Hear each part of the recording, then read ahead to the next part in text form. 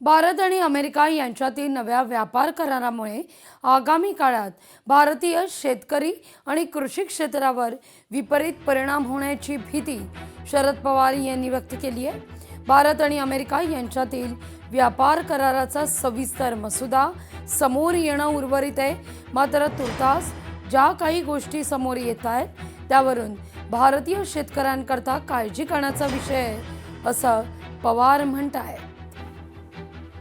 America एक शक्तिशाली देश आहे, आर्थिक ताकद त्यांची जास्त आहे आणि त्यावेळेस त्यांनी एखाद्या महत्त्वाच्या उत्पादन वस्तूंची निर्यात अनेक देशामध्ये करायला सुरुवात केली तर त्याचा फरक त्या देशाच्या त्या मालावर विपरीत परिणाम होतो आणि ती स्थिती भारतीय शेतीच्या बाबतीत येऊ नये अशी अपेक्षा माझ्यासारख्याची आहे। भाजपा आमदार राणा जगजितसिंग पाटील यांच्या पत्नी अर्चना पाटील यांना निवडून आणण्याचे ओमराजे निंबाळकर यांचं प्लॅनिंग आहे का अशी लोकांमध्ये कुजबूज असल्याचा दावा राष्ट्रवादीच्या नेत्या सक्षणा सलगर यांनी केलाय। तर तेर जिल्हा परिषद गटाच्या लढतीवरून सक्षणा सलगर यांनी काही प्रश्न उपस्थित केले। तेरमध्ये महाविकास आघाडी व्हावी ही सर्व कार्यकर्त्यांची इच्छा होती, मग ओमराजे निंबाळकर यांनी त्याला केराची टोपली का दाखवली, हा नेमका कोणाला निवडून आणायचा विरोध आहे, असे अनेक मुद्दे या निमित्तानं उपस्थित होत आहेत।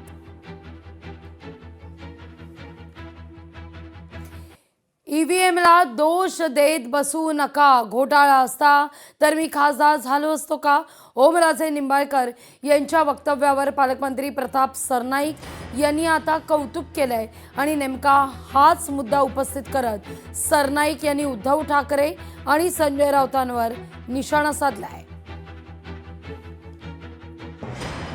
ठेवू नका, मशनीला नाव ठेवू नका।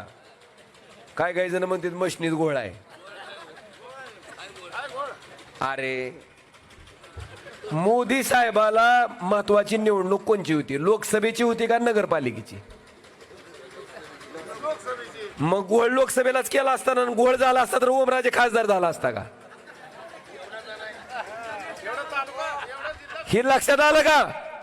मशनीत घोळ नाही।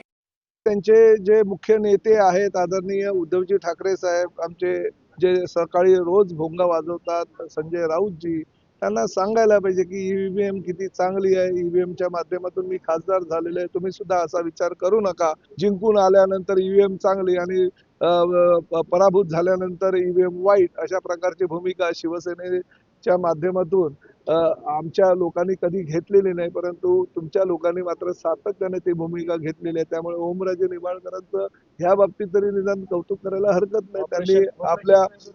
त्यांनी आपल्या नेत्यांना त्या संदर्भात सांगायला पाहिजे। लोकशाही मराठी ऐका, पहा, जागरूक रहा।